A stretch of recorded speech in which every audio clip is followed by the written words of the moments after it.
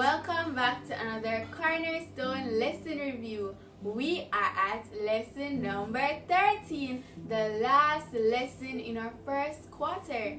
Today is also Global Youth Day. Comment down below what you did for Global Youth Day. Now the topic of our lesson this week is It's Your Turn. But before we get started, let us pray. Dear most kind and compassionate Father, Lord, thank you for today. Thank you for everything that you have done and will be doing. Lord, please continue to guide and protect us and bless us, Lord Jesus.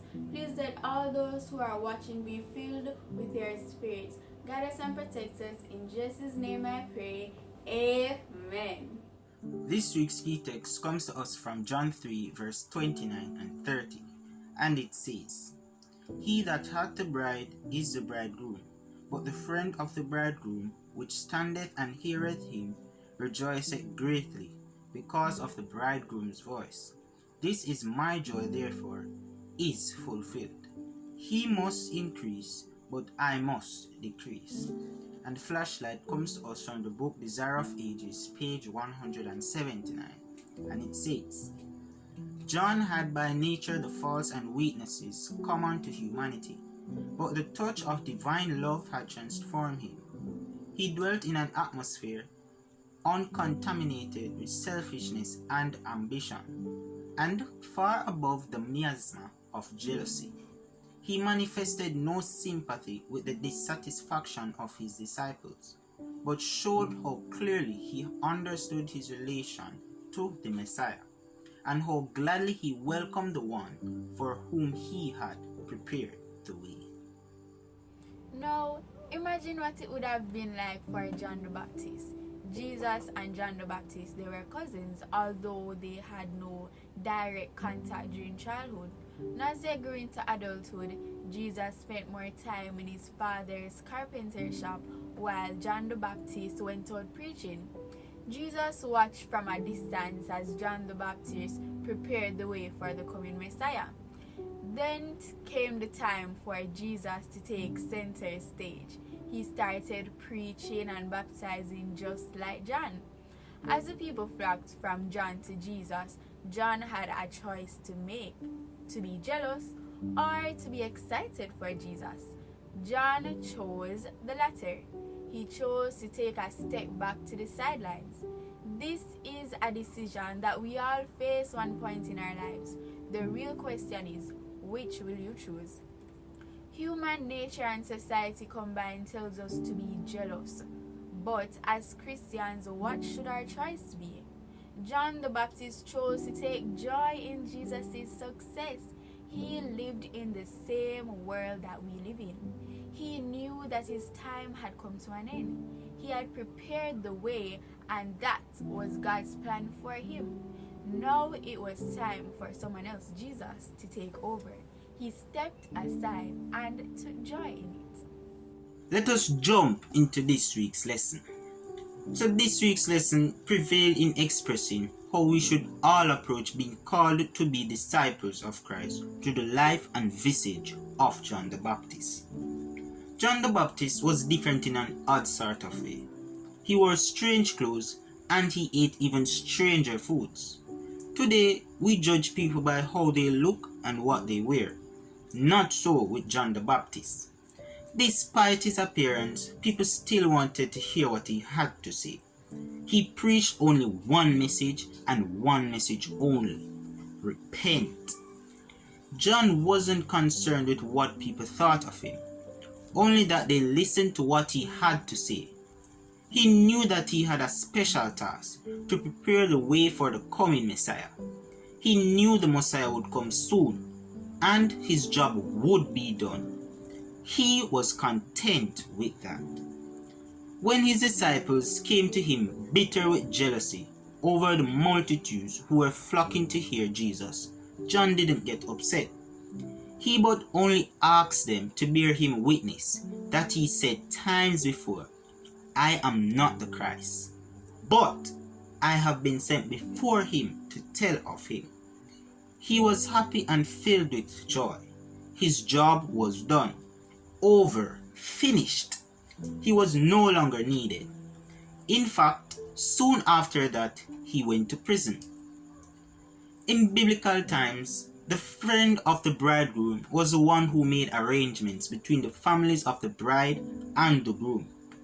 When the arrangements had been agreed upon by both families, the friend received joy from completing the task well. Just so, John was filled with joy at completing his task of preparing the way for Jesus. John rejoiced in popularity of Jesus. He could not regret that the people were attracted to Jesus and leaving him to go listen to Jesus. He had fulfilled his task and he had no greater joy. He must increase, but I must decrease, are probably the last recorded words of John before his imprisonment. His words show us John the Baptist's true character as humble, submissive, and unselfish. These character traits are hard to come by today, as society prods each of us to want all, get all, at any cost. But the Spirit of God is seeking those who are humble, submissive, and unselfish to be rightly trained for the mission of preparing others to meet Jesus when he comes. Are you ready? Now, Darren, I had some questions I wanted to ask you while going through this lesson. Now, the first question is, why do you think the people constantly came to John the Baptist to be baptized?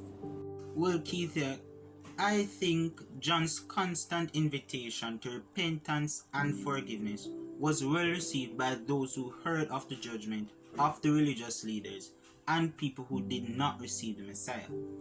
This is the same message for the end time. We should all repent, be baptized, follow the commandments of God, and then tell the message of Jesus by our lives and actions. Now, the second question is, what was the real reason behind John's disciple complaining about people listening more to Jesus than to John? Well, as the students of John the Baptist saw the fulfillment of John's message, they were hard pressed to accept their newfound position away from the spotlight because of jealousy. John, however, encouraged them to remember that his life's work was to have Jesus in that same position of glory, for he was the Messiah. And the last question is, how does this message impact how we are to live? So, as Christians, we are to remain humble and submissive to the thought that we are but conduits for Jesus Christ the Redeemer, the Lamb of God, and our soon coming King.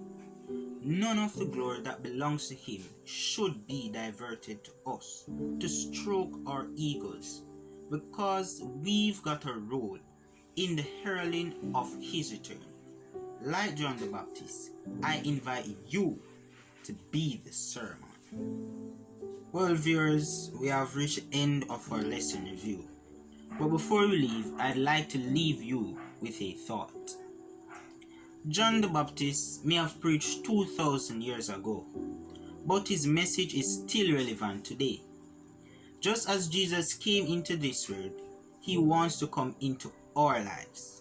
Not only is his message relevant, so is his story. John stood against the crowd and was humble. He didn't try to stay in the limelight. He didn't badmouth people. He didn't argue over semantics. He simply said, "He must increase, but I must decrease." The ultimate act of humility. John stepped out of the limelight and let another take over.